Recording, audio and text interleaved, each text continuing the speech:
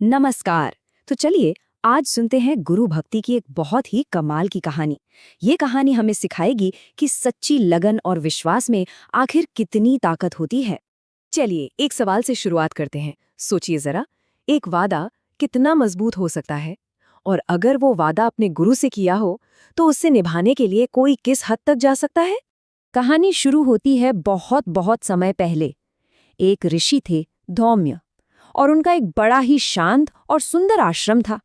वहीं पर उनका एक बहुत ही सीधा साधा और हर बात मानने वाला शिष्य रहता था, जिसका नाम था उपमन्यु।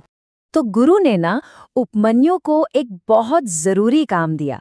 आश्रम की जितनी भी गायें हैं उन्हें हर रोज जंगल चराने ले जाना और शाम को सही सलामत वापस लाना। उपमन्यु ने भी बिना कोई सवाल किए अपने गुरु की आज्ञा मान ली और वादा किया कि वो अपना काम पूरी लगन से करेगा। पर उसे क्या पता था कि यही छोटा सा काम उसकी जिंदगी की सबसे बड़ी परीक्षा बनने वाला है। तो कुछ दिन बीत गए और गुरु ने एक बात नोटिस की कि उपमन्यु तो भाई दिन ब दिन और भी हेल्दी होता जा रहा है।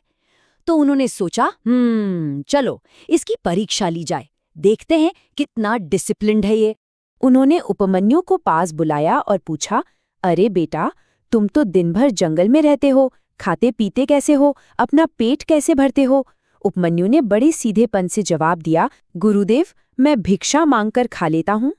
ये सुनते ही गुरु ने उसकी परीक्षा को और मुश्किल बना दिया। उन्होंने कहा, ठीक है, तो आज से जो भी भिक्षा में मिलेगा वो पहले मुझे दोगे।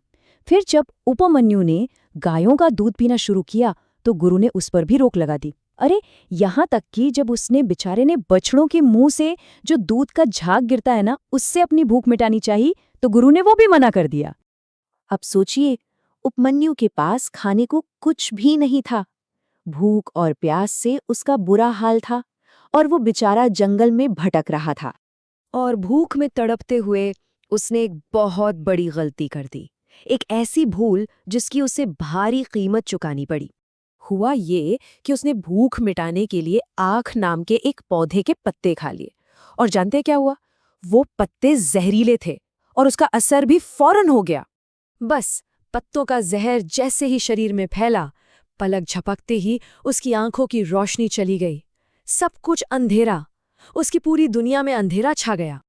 अब उसे कुछ भी दिखाई नहीं दे रहा था और उसी अंधेरे में इधर उधर भटकते हुए उसका पैर फिसला और वो सीधा एक गहरे सूखे कुएं में जा गिरा, अकेला, बेबस।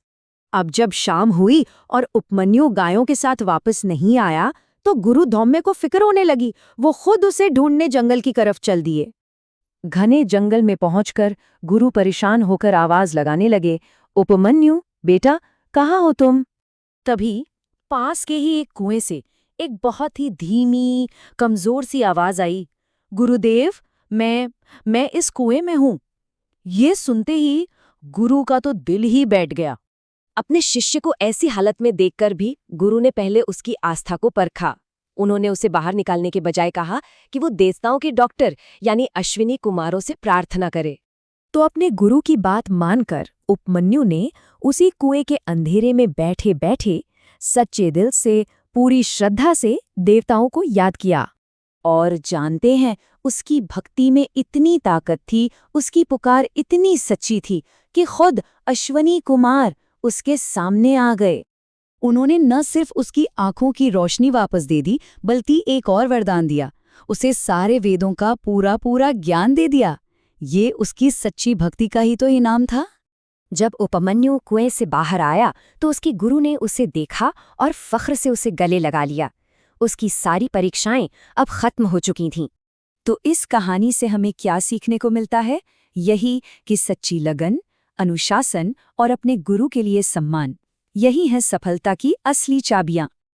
तो ये थी उपमन्यु की कहानी, एक ऐसी कहानी जो हमें बताती है कि सच्ची निष्ठा हो तो हर मुश्किल पार की जा सकती है। अब जरा सोचिए, हमारी अपनी जिंदगी में ऐसी कौन सी परीक्षाएं आती हैं जो हमारी डिवोशन को, हमारी निष्ठा को टेस्ट करती हैं?